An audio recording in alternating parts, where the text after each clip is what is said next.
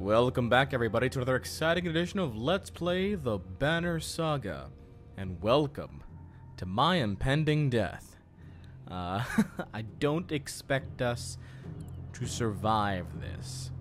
In fact, I would actually call it pretty ballsy of the game if they made me play through the entire thing, only to give me a game over at the very end. I would somehow commend it for doing that, because I certainly have made poor choices as the leader of this caravan. I completely own up to it. I admit it freely. And I don't want to win. I've said it. I don't want to win. I have been a terrible leader, made terrible decisions, somehow have ended up here. There is a huge dredge army, and I admit that I will be severely disappointed if some sort of Deus Ex Machina goes ahead and tries to fix the game in my favor. At this point, I would be more satisfied with losing and being killed. And I really hope the game sees that and will do that. Now, we're going to go into the market here. We know that we have no supplies. It takes that many supplies to do that. We can get Obsidian Power, Knockback on Strength Attack of +4, Tortoise Band +2 Armor on Rest, Svalian Dust +2 Armor, and Bale's Locket +2 Willpower. As far as our heroes go, we've got people that are injured and not doing too well. We can't promote them. Well, we can promote Ivor. Let's go ahead. Well, hold on. Let's back off on that. Hold on. We can promote Trigby. It's also 20. We can promote Egil. That's 15. Let's promote Egil here. Yes. And we are going to boost up your exertion. Done. We can promote Oldleaf here. Let's do that too. Yeah, I know. I should buy food. It's a lost cause anyway. People are going to die, regardless. At least now we can max out her strength. Well. Yeah. Go ahead and do that. Alright. We've got items out. Oh, we've got items that can be used here. Let's... Plus 15% chance of 2 strength damage. That's better than Trigby's plus 10%, right? Yup. So, you are going to get this one. Where's Trigby? There you are. Boom. Trigby gets this. Puzzle box of the Twin Rivers. Plus 1 will per turn, plus 3 willpower. We know who's going to get that one. Bjornulf's Blessing. Knockback on strength attacks of 3 plus 1 strength. Oh, damn it. Damn it. That would have been great for Ivor. Dundir's Hand is plus 3 strength. And we have Obsidian Bell. Plus 3 armor on rest, plus 2 drawing aggro, plus 1 strength. Not enough. We do not have enough for our people here. Alright. This is going to be fun. I hear the bell tolling for me. Dredge are still appearing by the hundreds, says Ivor. But they haven't approached the gates since we drove them back. They're waiting for something. Oh no. They're waiting for something, says Ivan. Or someone. Rook, says Oldleaf, approaching. Someone handed me a note this morning. She shows you a slip of paper marking a back street. Probably from one of those places we visited yesterday. Maybe some misplaced ambush, too. Though I can't imagine what they think we have.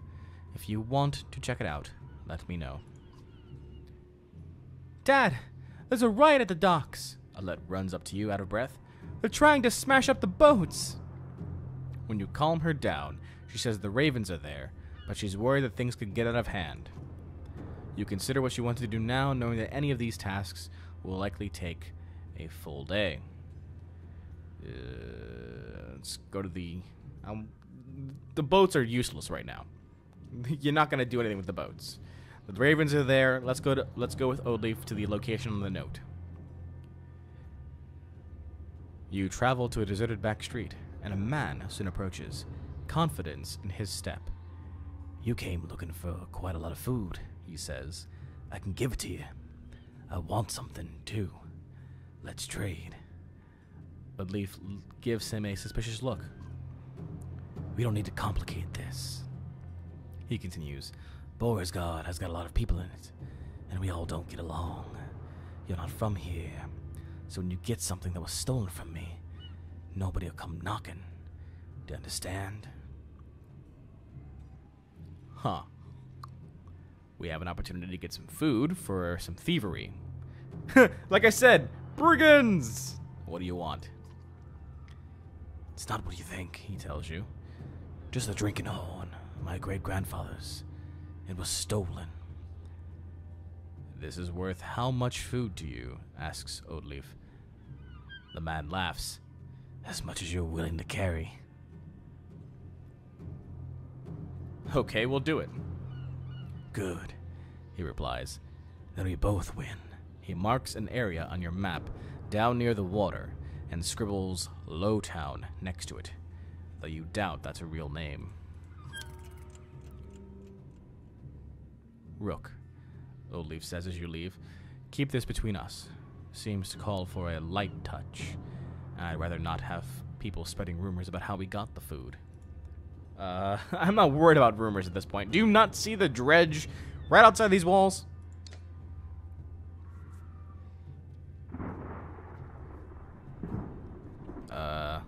Oh yeah, okay.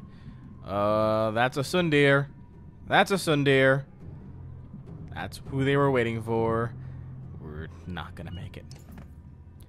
While everyone sleeps, you go into the house marked on your map, which is an aging mead hall, falling apart, but otherwise not out of the ordinary. The door is closed, and nobody is around. "Excuse me," murmurs Odeleaf. "We came all the way from Skogia, and we were just wondering if you have a valuable drinking horn. You didn't want any more." You give her a grin. You never know. You consider your next move.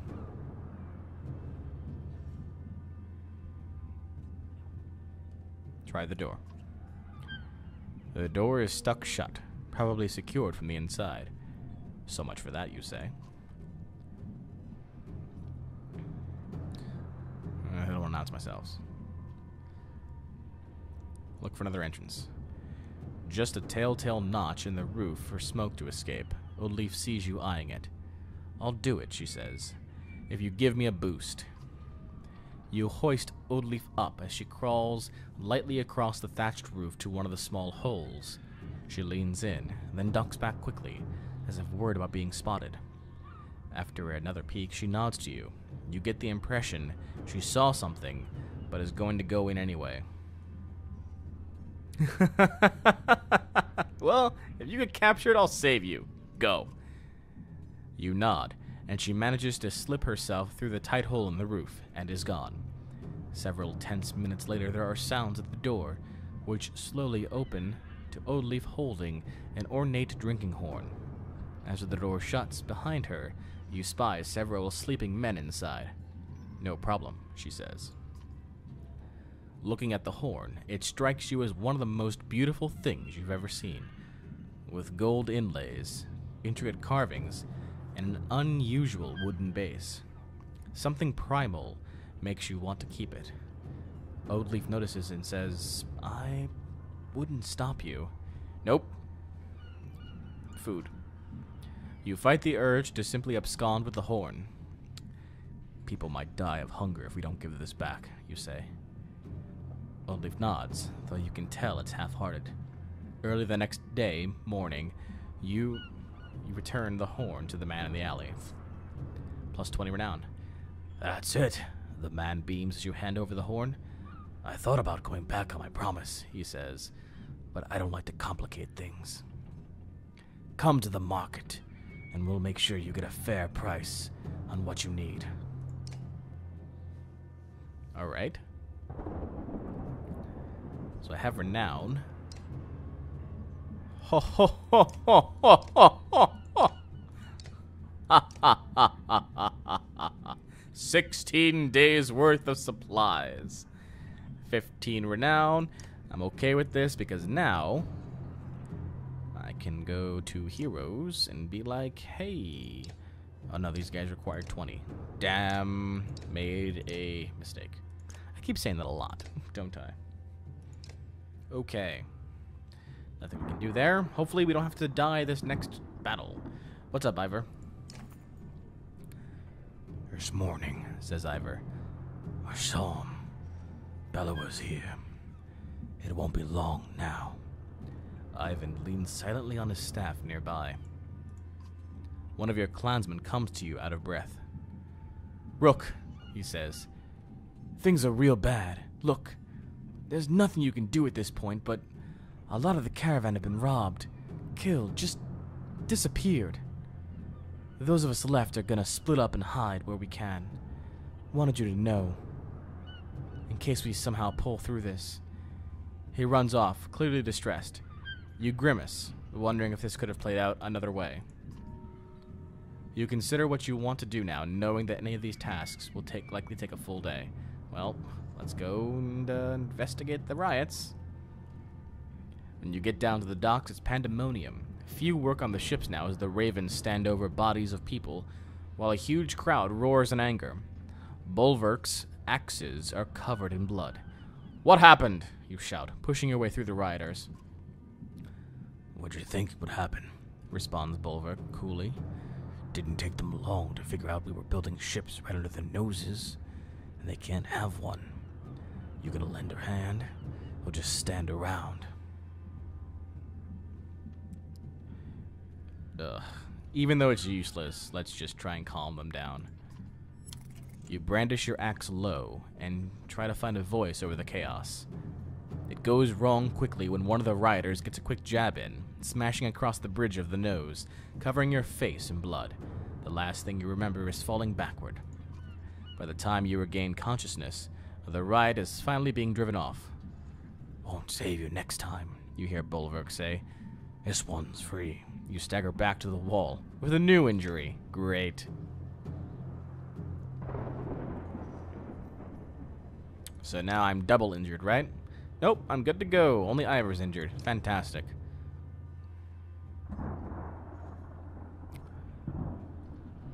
Alright, Ivor, what news do you have for me? Ivor, you begin. Can we really keep this up? Ivor looks like he hasn't slept for days. We've lost a lot of the fighters, he mumbles. The weight of the situation is crushing. Then, from far in the distance, you hear a horn. Dredge don't use horns, it occurs to you. Ivan appears at your side just as a long caravan of people come into view, Dredge turning to attack them. Who is that? You ask. It can't be, says Ivan. He runs toward the gates, shouting, You see the banner? It's Hacken! As you wonder how they got here, the gates are heaved open, and you charge onto the field, clearing a path through the dredge. Oh, I guess that means we're going to be in a fight. Okay. Not exactly a fan of this right now. Okay, what do we got here? Warrior, shield, slinger. Alright. You come over here, you go over there. Oh, you might get a shot off on these guys.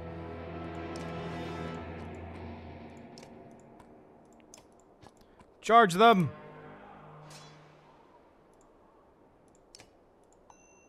Eight damage on you.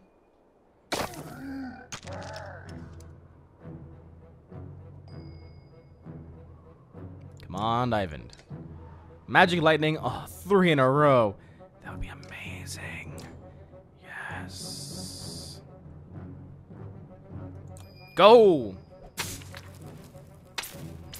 Go lightning. Yes. Not as good.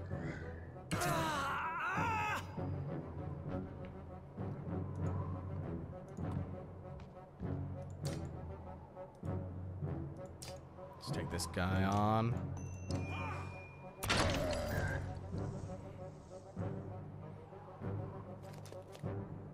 Grenades? Seriously? Alright. Alright. Come on, Trigby. I believe in you, buddy. How are you gonna do this?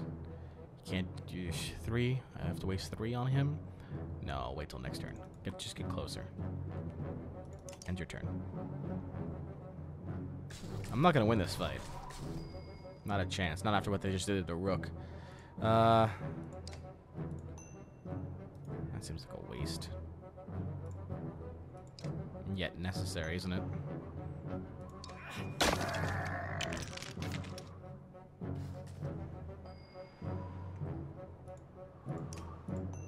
Take you out. Very good.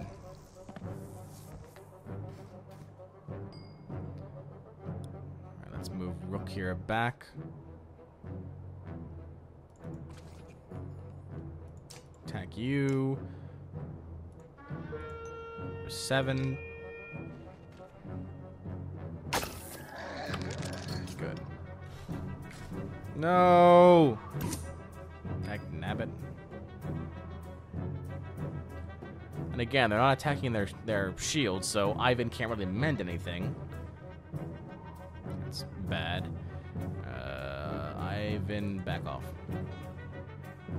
End your turn.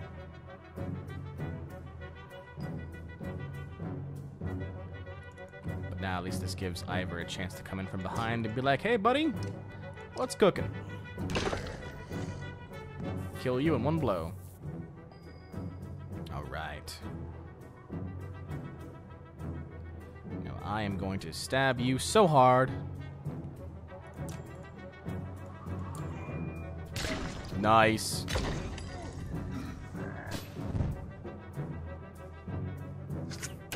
Alright, they're attacking him now. I'll move this guy this way. And his turn. Really? You're gonna attack Ivan? Interesting. Not Ivan, Trigby. Move Old Leaf in closer. Be dumb.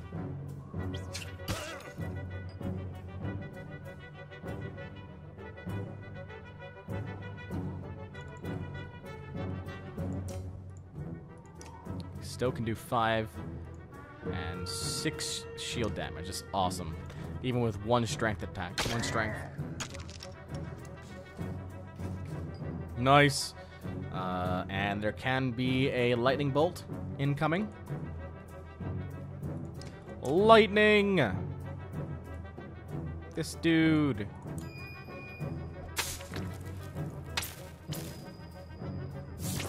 Nice. Run away, you fools. Alright, Ivor. What do you got for me, buddy? I believe in you, Ivor. I believe in you. 11 damage. I'm okay with that. Aw, really? You didn't die? You were supposed to have died.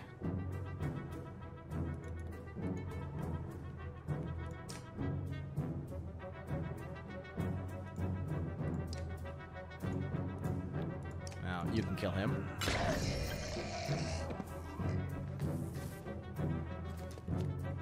More grenades, alright.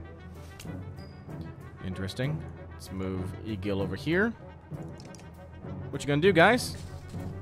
Gonna go the long way, huh? Not exactly the best idea for you.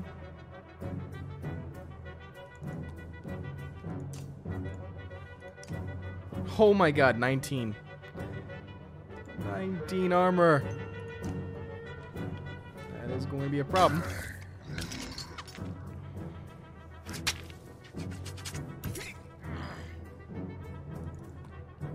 Let's move Rook over here, end his turn. Oh.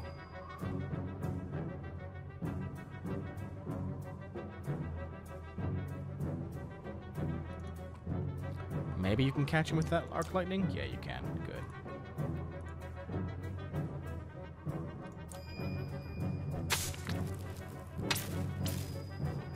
Good. Nice. Ah, he's pretty much out of it now, even with his armor. Go! And attack him. There goes one guy. We're good. Drigby's not good.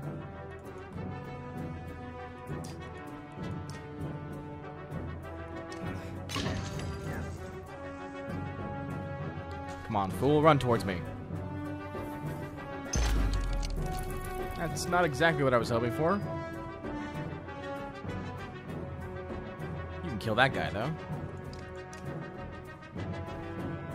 Alright. Takes care of you. Yeah, be dumb, go after Eagle. And then Rook comes in. Rook's like, hey guys, even with 1 health, I can still do something. Maybe not. Break your shield down.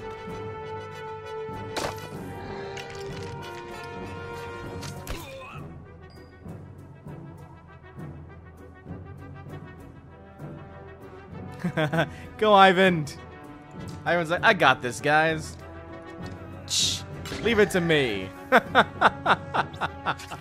That's just funny. I just wanted to do that for laughs. For laughs, I say.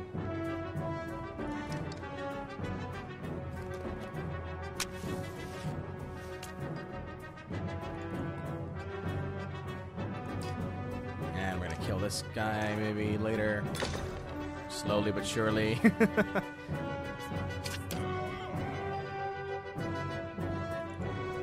Olive's gonna come in and kill somebody. Maybe. No. Now she will. Very good.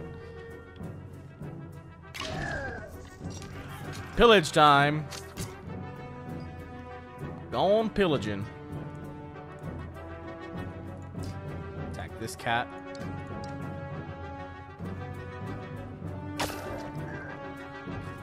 Running away. Ivan's like, that's so cute. Some lightning bolts to your face. I don't care if he's by himself. It's not like doing that. Eagle gets the final kill. Whack. Nice. Alright. Victory here. Our renown has grown. How much renown did we get there? 10 renown. Juno. I wasn't sure I'd ever see you again, Ivan. She smiles and they embrace. Ivan is completely taken aback, as though he doesn't dare believe she's real. I'm sorry. I couldn't make it to Sigrholm. I ran into problems. Problems is putting it lightly. There's a mile-wide canyon practically splitting the world in two over those hills. Couldn't find a place to cross. Worse, dredge are practically falling out of it like blood from a wound. They're not coming from the north anymore. They're everywhere. We noticed. Glad to see you made it out alive, Ingvar. I take it the others didn't. Hakon becomes quiet. Then he motions toward Juno. She got across somehow. Found her out cold for a second time since leaving Strand. We need every axe we can get right now. Bellower is here. Gods be damned, I thought I was free of that menace. I will deal with Bellower. Come on. No need to tempt him by standing out here. Well, there he is. Hakon's caravan enters the city, fighting off waves of dredge as they go. To your relief, hundreds of skilled warriors are now safely in Borisgard. Hakon joins you on the wall, with his personal bodyguard Mogir. Behind him, the Prince Ludin stands alone, looking miserable. I have one last trip to make. I need this one to come with me, she says, pointing to you. I'm sorry, Ivan. You must wait for me one last time. Do not let the city fall before I return. It takes everything within Ivan's power to hold back, but he does. She turns to you. Rook, Come with me. We'll return in 2 days, maybe less if you're as quick as you look. Tell anyone who needs to know. Where? Why? Not far, says Juno. She pauses, and something shifts in your vision, just for a moment. I know it's hard, she says, her voice filling your head, and you've already been through a lot. As she speaks again, the rest of the world melts away. But you're needed. You can't find the words to argue. Oh, just us two, huh? You don't remember leaving the city, but here you are, walking through unfamiliar ground behind Juno. You're all alone.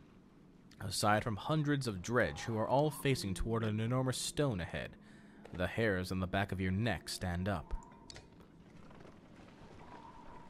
What does this do? There's an icon here. That does absolutely nothing.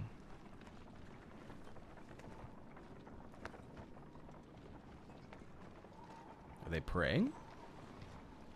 Do they pray? Do they pray to the same gods we do? We're at the godstone of Stravas. You glance nervously around, but the dredge didn't seem to hear her. It's okay. You can speak. Softly. Is this where you're going to sacrifice me? Juno smiles. What could have come across as profoundly creepy looks sincere instead. No. The dredge cannot see us. To be more precise, they can see us, but I've convinced them to be unconcerned. I can understand your apprehension, though. Who are you? I wish we had time for a proper introduction. My name is Juno. I am on the Mender Council. You've met Ivan, my apprentice. How are you doing these things? Controlling minds. I thought Menders built things and healed wounds. You are right. Menders do those things. Some of us still practice the teachings given to the Loom Mother's first creations. We are called Valka. I believe I am the only one who can influence another's mind. Then why not take control of Bellower? I learned the talent to heal minds, not control them, though even some Valka have trouble believing this. Taking control of Bellower. It is the difference between convincing a child to sit still and telling a starving bear to stop being hungry. The truth is, we're rarely a match for the Sundir anymore. Our advantage is that we can train more Valka. It is also our weakness. The Valka pass on and lose their knowledge, while the Sundir simply grow older and more powerful. Bellower is both immortal and beyond my influence. To a point. Then how do we stop him? The God of Secrets will play a part, as will you. What are we doing out here? Do you know of the gods, Dravas? If you know this stone exists, even amongst those who have lived their whole life in Borisgard. While Denglier deals in fortune, Stravas taught men the value of trade in a different way. He showed them it has consequence, two sides of the same coin. See the silver in the stone. The gales up here wear away the stone, but the metal remains. We need a piece of this silver. The god Stravas is wreathed by imagery of silver weapons. The myths say he traded these weapons to the gods, and they used them to kill each other. Those who seek out the stone call him the god of trade. The Menders call him the god of secrets. He was both. Why are we surrounded by dredge?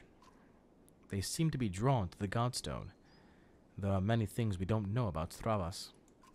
Maybe they see him as a patron, or it is an attraction they cannot explain.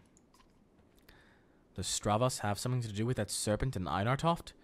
What was that thing? I cannot say. Can't? I have my suspicions, but until I've had time at the Mender libraries, it would be unwise to speculate. For all our knowledge, it always seems as though we know little. Imagine how the rest of us feel. On the contrary, the less people know, the more certain they tend to be. Why did you pick me? Oh, damn it. I clicked over one. I apologize for putting you in danger. Ivan must keep Borisgard from falling while we are away. And if something goes wrong here, I need to be certain one of us makes it back alive. I saw the thoughts of each person when I arrived at Borisgard.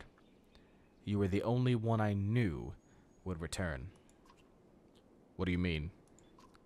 You would find your way back to Alette, no matter what. That's trickery. And I don't like the fact that there has been a sort of deus ex machina to give me more soldiers and supplies, endless supplies. Man, I really wish I could use that renown for some, promotions. But damn, these people somewhere out there said you should use it for food. Trade everything for food. Food is what matters. Food!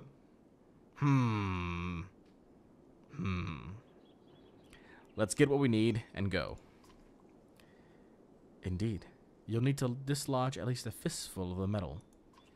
We will forge it into an arrow to slay Bellower. Wait. After everything you've told me, make a magic arrow to shoot Bellower? That's all it takes? Why didn't you do that a long time ago? Juno gets a faraway look in her eyes. No, that's not all it takes. What I tell you now must not be repeated. The arrow will not kill Bellower, even were it to strike his heart. He has no physical weaknesses, but it will sow doubt in his mind. When it pierces him, I will help him to believe that he is dying. The rest of you will convince him of it with sword and axe. Everyone who fights at your side must believe it to be true. You're going to trick him into thinking he's dead? That is the most insane. He really can't be killed? No. Someday he will awaken and realize he's not dead. I imagine he will be quite upset. First, we must make the arrow. Focus on the task at hand. She looks knowingly at the Godstone, waiting for you to start climbing. Rook, I'm not certain how the dredge will react when you do this. And behind us is a sudden drop. So be careful. Now she says be careful. Now she says be careful. What fun. What fun! This is great. It's fantastic. I'm gonna get this damn metal. Approaching the back of the stone, you start to climb, looking for a loose piece of the silver vein. Even without looking out onto the dredge, you can feel each sinister face watching you closely, held back only by Juno's influence. Panic races through your blood.